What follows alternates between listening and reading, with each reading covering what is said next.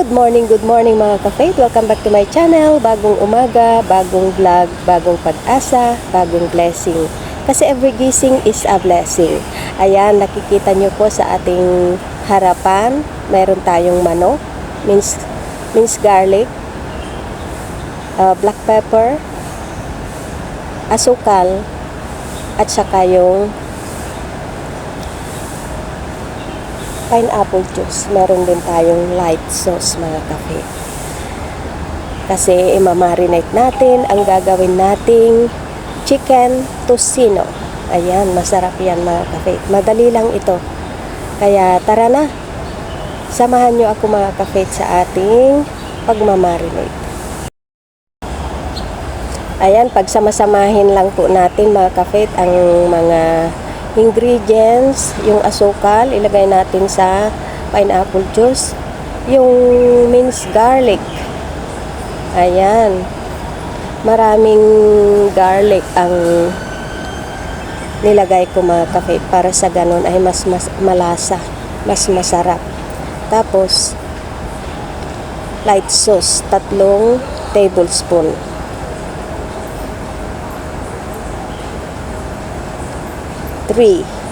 Ayan. Tapos yung ating black pepper. 1 teaspoon lang yan mga ka-faith. Ayan. Simutin natin para po hindi masayang. Tapos halu-haluin natin para sa ganun ay matunaw po yung ating asukal. At saka mahalo ng maigi yung mga ingredients mga ka-faith. Ayan, halu-haluin lang natin. Saka natin ilagay yung ating manok. Yung manok natin mga ka-faith ay in-slice ko na po ng maninipis. Yung kaya kong nipis. Hahay. Tapos, tinanggal ko na po yung balat mga ka-faith. Para sa ganun ay hindi po masyadong mataba ang ating ilulutong tocino. Ayan, yung chicken boneless leg lang po ang in-slice ko ang gagawin natin. Ayan, tapos halu-haluin natin para yung ingredients ay ma-absorb nung ating manok mga ka-faith. Ayan, kulang yung kulay kasi hindi po ako naglalagay ng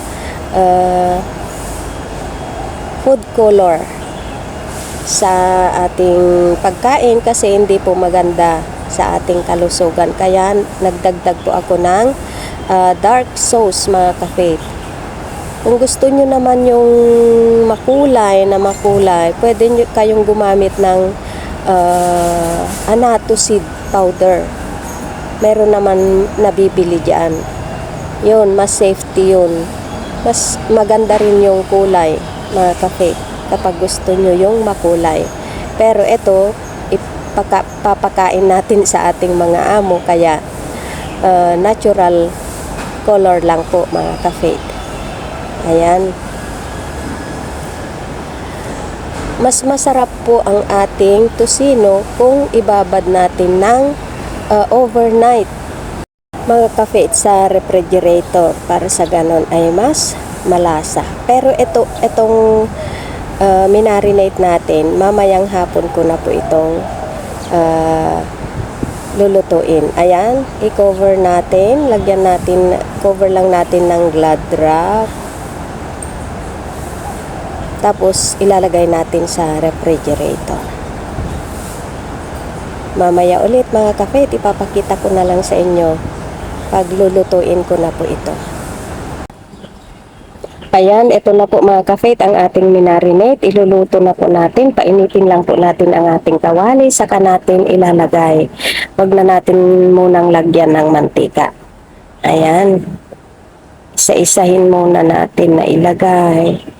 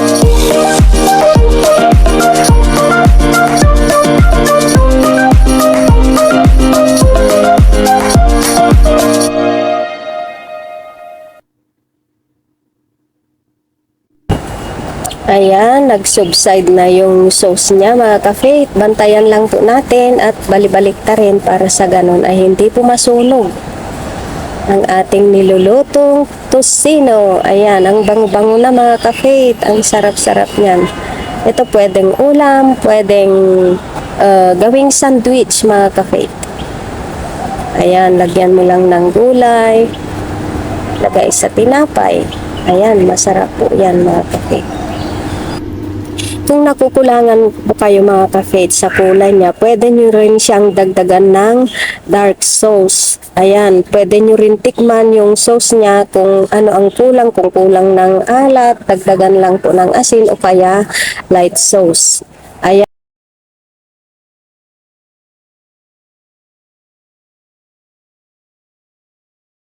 So, ayan na po mga ka-faith, ang ating nilutong chicken tocino. Salamat po sa inyong panonood. Salamat at nakarating kayo sa dulo ng aking video. Naway hindi po kayo magsawang sumuporta sa aking channel.